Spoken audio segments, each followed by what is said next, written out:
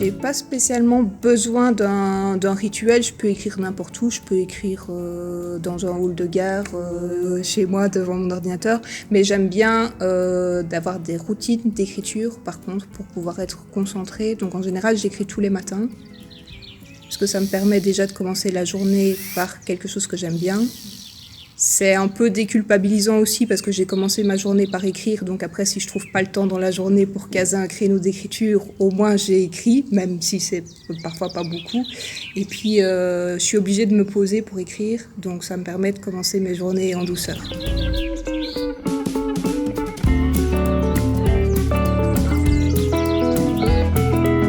Je suis ingénieure civil architecte, donc moi c'est plutôt des maths, de la construction et des trucs qu'on voit que ça se construit et qu'on peut toucher. En fait, mon métier d'ingénieur civil architecte et ma pratique de l'écriture ne sont pas si différents parce que en fait je conçois mes histoires, mes personnages comme je conçois des bâtiments. Je pars d'une feuille vierge. Je fais essentiellement de la conception dans mon métier. Je pars d'une feuille vierge, je pars de contraintes, un terrain ou un personnage, un genre, et puis je dois assembler des morceaux et construire quelque chose. Et en fait, le cheminement est le même.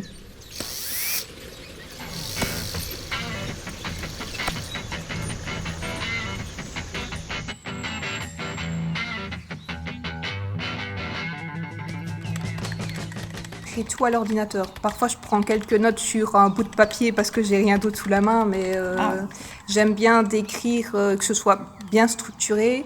Et du coup, en général, mon premier jet est très proche de la version finale du roman, si ce n'est qu'après, il y a quelques corrections et parfois des ajouts de scènes. Et pour pouvoir arriver assez rapidement à une version qui tient la route, il faut que j'écrive directement sous le bon format.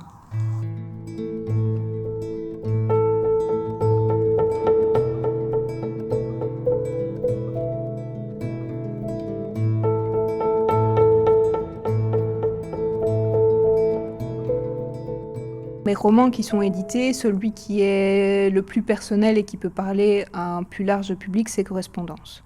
Parce que lui, il est ancré dans le réel, c'est un roman contemporain, c'est un échange de lettres entre deux personnages. Il tient plus de la nouvelle que du roman, donc c'est facile à lire même pour les gens qui n'aiment pas lire. Et je pense que les thématiques peuvent parler à tout le monde.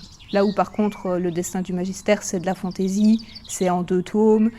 L'univers est plus complexe, donc quand on n'aime pas ce genre, et en plus il est adressé plutôt pour des adolescents, même si n'importe qui peut le lire à partir du moment où il sait lire et qu'il a quand même une certaine pratique de la lecture, c'est un peu moins abordable si on n'aime pas cet univers. Là où je pense que Correspondance est plus facilement accessible. Dans l'univers de Le Destin du Magistère, pour chauffer de l'eau, ils utilisent la magie.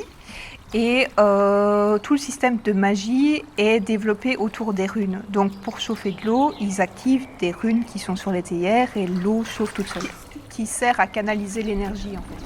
Si on extrapole à notre système actuel, l'énergie ce serait les ressources de la Terre en fait. Parce qu'on considère qu'elle est naturellement là, dans l'air, dans le sol, comme de l'eau en fait, comme de l'eau ou comme de l'air.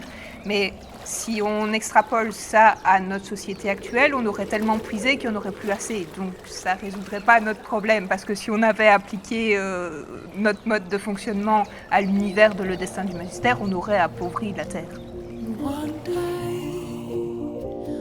One day I looked at him, at his eyes, and I saw an ocean of happiness where I would leave.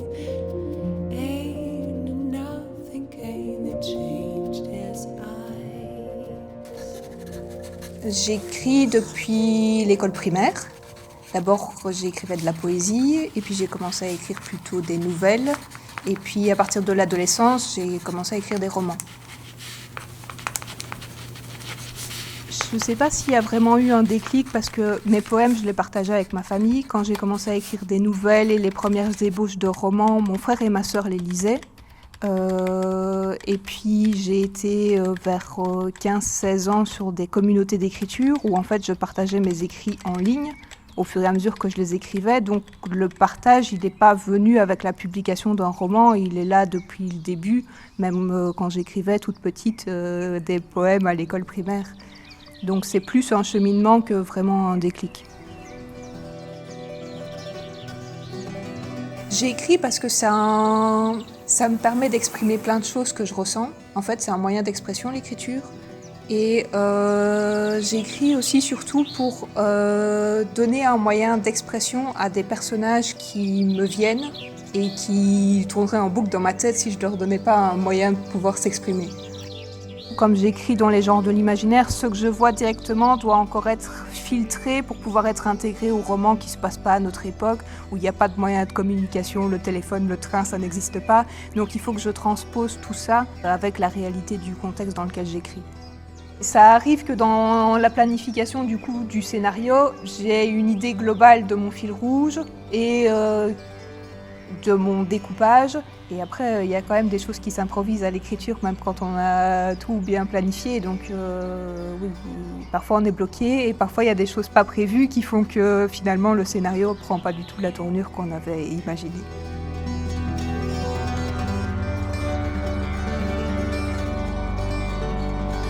À peu près tous les genres de l'imaginaire, mais pas la science-fiction.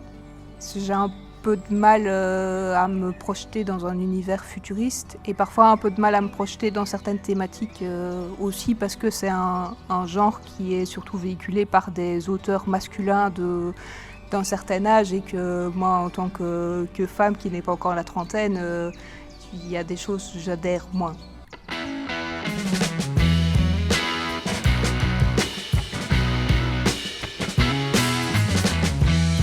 Je pense que tout est politique. Il y a des personnages, et les personnages, ils ont des convictions, il y a leur réalité du quotidien qui ne sont pas tout à fait les mêmes que les nôtres, mais on peut quand même avoir une réflexion sur toute une série de sujets. Et comme on construit un univers à partir de ce qu'on connaît, même si l'univers est fictif, on sait aussi puiser dans certaines choses qu'on veut défendre ou qu'on veut montrer en accentuant pour montrer que c'est un travers de la société qu'il faudrait corriger. Et donc, en fait, cette construction libre d'univers permet aussi d'accentuer ou de gommer certaines failles qu'on estime du système. Il y a plusieurs formes de politique et différentes manières de distiller des idées dans un roman. Il y a des thématiques que j'aborde, par exemple, dans Le Destin du Magistère, sur toutes les personnes qui sont issues de la communauté LGBT. C'est pas le fondement du roman. Il y a des personnages qui font partie de cette communauté et c'est traité au fur et à mesure du roman sans que ce soit le sujet. Il y a d'autres romans que j'écris où c'est le message fondamental du roman. Donc là, il y a un positionnement d'auteur tranché et les lecteurs choisiront de se positionner pour ou contre ou ailleurs en fonction du sujet.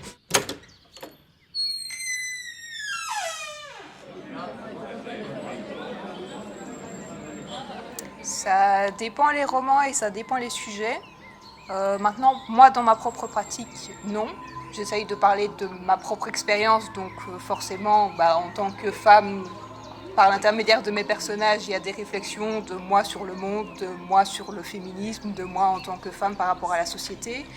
Des réflexions aussi sur des constructions de société, parce que j'écris dans un univers qui n'existe pas, où je peux faire ce que je veux. Donc ça peut ouvrir des possibilités autres que celles qu'on vit au quotidien. Et après, par contre, dans le monde de l'édition ou dans le monde du livre, ça change quelque chose d'être une femme. Mais dans ma pratique personnelle, dans l'acte d'écrire, c'est moi et mes personnages, donc c'est plus une relation intime. D'ailleurs, il y a énormément de femmes qui ont écrit sous des pseudonymes masculins, ou avec des initiales pour qu'on ne puisse pas savoir que c'était des femmes. Déjà pour avoir accès à l'édition, mais aussi pour vendre mieux. Parce que ça a une influence. Après, il y a des gens qui disent qu'ils ne font pas attention au genre de l'auteur ou au genre des personnages. Est-ce que c'est vrai ou est-ce que c'est ce qu'ils pensent ressentir? Là, c'est difficile de trancher.